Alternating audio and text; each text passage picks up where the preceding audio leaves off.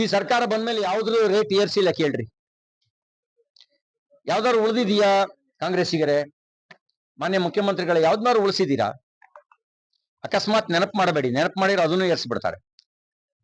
ನೀವು ಯಾರೇ ನೋಡಿ, ನೀರಿನ ಮೇಲೆ ತೆರಿಗೆ ಜಾಸ್ತಿ ಮಾಡಾಯ್ತು, ಕಸದ ಮೇಲೆ ತೆರಿಗೆ ಜಾಸ್ತಿ ಮಾಡಾಯ್ತು, ಸ್ಟಾಂಪ್ ಪೇಪರ್ ಮೇಲೆ ತೆರಿಗೆ ಜಾಸ್ತಿ ಮಾಡಾಯ್ತು, ಬರ್ತ್ ಸರ್ಟಿಫಿಕೇಟ್, ಡೆತ್ ಸರ್ಟಿಫಿಕೇಟ್ ಮೇಲೆ ತೆರಿಗೆ ಅದ್ರ ರೇಟ್ ನ ಏರ್ಸಾಯ್ತು, ಅಡಿಗೆ ಎಣ್ಣೆ ಕುಡಿಯೋ ಎಣ್ಣೆ ರೇಟ್ ಏರ್ಸಾಯ್ತು, ಆಮೇಲೆ ರೈತರ ಪಾಣಿ ದರವನ್ನ ಏರ್ಸಾಯ್ತು.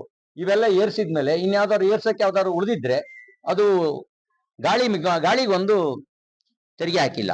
ನೀವು ಅಕಸ್ಮಾತ್ ಏನಾದ್ರು ಅವರಿಗೆ ಮತ್ತೆ ನೆನಪು ಮಾಡ್ಬಿಟ್ರೆ ಗಾಳಿಗೂ ಒಂದು ತೆರಿಗೆ ಹಾಕ್ಬಿಡೋಣ ಅಂತ ಹಾಕಿದ್ರು ಹಾಕ್ಬೋದು. ಅದೊಂದೇ ಬಾಕಿ ಇರೋದು. ಇವರು ಎಲ್ಲದರ ದರನು ಏರಿಕೆ ಮಾಡಿದ್ದಾರೆ. ಅಂದ್ರೆ ರಿಜಿಸ್ಟ್ರೇಷನ್ ಫೀಸು, ಸ್ಟಾಂಪ್ ಡ್ಯೂಟಿ ಜಾಸ್ತಿ ಆಗಿದೆ. 20 ರೂಪಾಯಿ ಸ್ಟಾಂಪ್ ಪೇಪರ್ ಮಾಯವಾಗಿದೆ. ಅದಕ್ಕೆ 100 ರೂಪಾಯಿ 200 ರೂಪಾಯಿ ಕೊಡಬೇಕು. ನಿಮ್ ಚಿನ್ನ ನೀವು ಒತ್ತೆ ಇಡಬೇಕು ಅಂದ್ರೆ 0.5% ಸ್ಟಾಂಪ್ ಡ್ಯೂಟಿ ಕಟ್ಟಬೇಕು. ನೀವು ಸಾಲ ತಗೊಳ್ಳೋದು, ನಿಮ್ಮನೆ ಚಿನ್ನ ನೀವು ಸಾಲ ತಗೊಳ್ಳೋದು, ಅದಕ್ಕೆ 0.5% ಸ್ಟಾಂಪ್ ಡ್ಯೂಟಿ ಕಟ್ಟಬೇಕು. ಪೆಟ್ರೋಲ್ ಡೀಸೆಲ್ ಮೇಲೆ 2 ಬಾರಿ ಸೆಸ್ ಹಾಕಿದ್ರು. ವಿದ್ಯುತ್ ದರನ ಇದು 3ನೇ ಬಾರಿಗೆ ಸರ್ಕಾರ ಬಂದ ಮೇಲೆ ಏರಿಸ್ತಾ ಇರೋದು. ಬಸ್ ದರವನ್ನು ಏರಿಸಿದ್ರು. ರೈತರ ಪಂಪ್ ಸೆಟ್ಗೆ ಏನು ನಾವು ಟಿಸಿ ಕೊಡಿಸ್ತೀವಲ್ಲ ಅದ್ರ ದರವನ್ನು ಏರಿಕೆ ಮಾಡಿದ್ರು. ಯಾವ್ದನ್ನ ಏರಿಸದೆ ಬಿಟ್ಟಿದ್ದಾರೆ ಹೇಳಿ?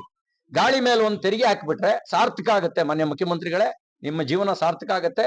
ಆಡು ಮುಟ್ಟದ ಸೊಪ್ಪಿಲ್ಲ, ಗಾಳಿಯನ್ನೂ ಬಿಡದ ಕಾಂಗ್ರೆಸ್ಸಿಗರು ಅದಕ್ಕೂ ತೆರಿಗೆ ಹಾಕಿದ್ದಾರೆ ಅನ್ನುವಂತ ಒಂದು ಜಾಗತಿಕ ದಾಖಲೆ ಆಗತ್ತೆ. ಬಹುಶಃ ಜಗತ್ನಲ್ಲಿ ಸರ್ವಾಧಿಕಾರಿಗಳು ಗಾಳಿ ಮೇಲೆ ತೆರಿಗೆ ಹಾಕಿಲ್ಲ.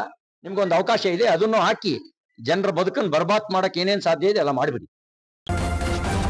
ನ್ಯೂಸ್ ಫಸ್ಟ್, ನಿರ್ಭೀತಿಯಿಂದ ನಿಮ್ಮ ಪರವಾಗಿ.